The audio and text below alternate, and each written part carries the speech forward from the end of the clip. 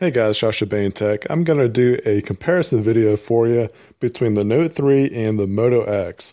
Now this might seem like a silly video to do because they are definitely completely different devices, different specs, different almost everything. But I wanted to show you like the performance differences that you're going to see. And I'm doing a benchmark test right now, and it kind of does show you some of the performance that each device will do. And as you can see, the Note 3 is really kicking Moto X's butt right now. There is an argument out there that benchmarks are kind of pointless now because we don't know how accurate they are. Samsung's been accused of kind of rigging or jerry-rigging the benchmarks to make it look like it performs better than it actually does. Now, something to think about with Moto X is that the processor is different. It's got this different like Moto style or Moto processing performance chips and things like that. Like each chip has its own assignment and so forth. So this might be a little bit almost like dumb test to do, but it still shows you a benchmark test regardless. So kind of moving on to some of the other features is like the comparison. Like, I hate TouchWiz. It sucks. TouchWiz sucks. I hate it. I don't like it. And as you can see, I've pretty much modeled the Note 3 after the Moto X. Now, I'm using the Moto 3. That's my daily driver. That's the device I'm going to use. I really like it. It's an awesome device, but stinking like Moto X did a fantastic job designing it. Like, stock Android is amazing. I love it. It's the best operating system in my opinion.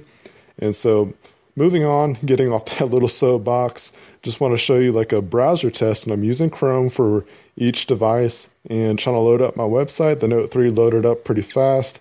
That might have something to do with caching. So we're going to try something else out real quick. We're going to go to YouTube and see how that loads up. And try to do this, basically synchronized, working at the same time to kind of give you an idea. So 1, 2, 3, go. And you can kind of see that the YouTube page load up almost at the same time. So I thought that was pretty interesting that YouTube loaded up pretty good. Let's go ahead and try a different website. Let's go to Droid Life. Or I'm sorry, go back to my website, Bane Tech, and you see the caching kind of kicked in again. So it loaded up pretty fast, pretty quick, rather smooth. The Moto X loaded up the mobile version, so there's a little bit difference there, and that's just because I haven't visited or like within this cache drop or wipe and all that kind of stuff.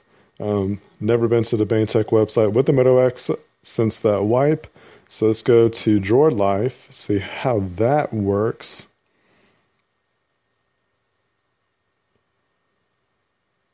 Or the Note 3 came in first, Moto X shortly behind. So you can kind of see the difference with the browser tests there. The next thing I want to test out is the market, or now we should call it the Google Play Store. And you can see scrolling is pretty smooth on both devices.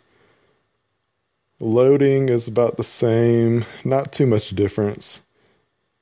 And so let's try to pick something out.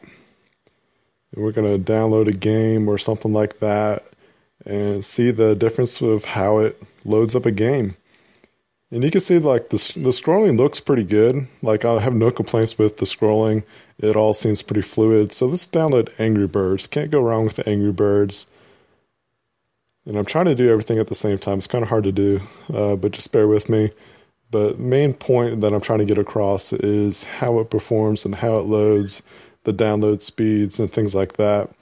Now, I'm on Wi-Fi on both devices, and the Note 3 definitely loaded up Angry Birds a lot faster than the Moto X. The Moto X kind of like had a slow start, and then it decided to like kind of kick in the turbo or something like that. So let's see how it loads up now. Now that it's downloaded, let's see how it actually performs. Go back into it, try to get this unlocked. So just bear with me, and let's go to the game. Let's turn this around. Now this is going to be the difficult part, trying to get like do the game at the same time, but let's see how it goes. Turn on the volume real quick. So that way that doesn't get in the way. Again, going to try to do everything at the same time. You can see both devices are actually loading up stuff pretty quick, basically at the same time. Not too much of a difference there. All right, let's see. I released a little bit too soon on the Moto X, so we'll give this another try. But you can really see that there's not much a difference between like in gaming as far as Angry Birds goes. It's working out pretty good. Let's try one more time on Angry Birds. Try to do this at the same time. Yeah, that release worked out pretty good. Now you got the soft keys there that kind of get in the way, so that was kind of annoying. But here's like a physical difference right here. Like obviously I could fit my whole hand around the Moto X.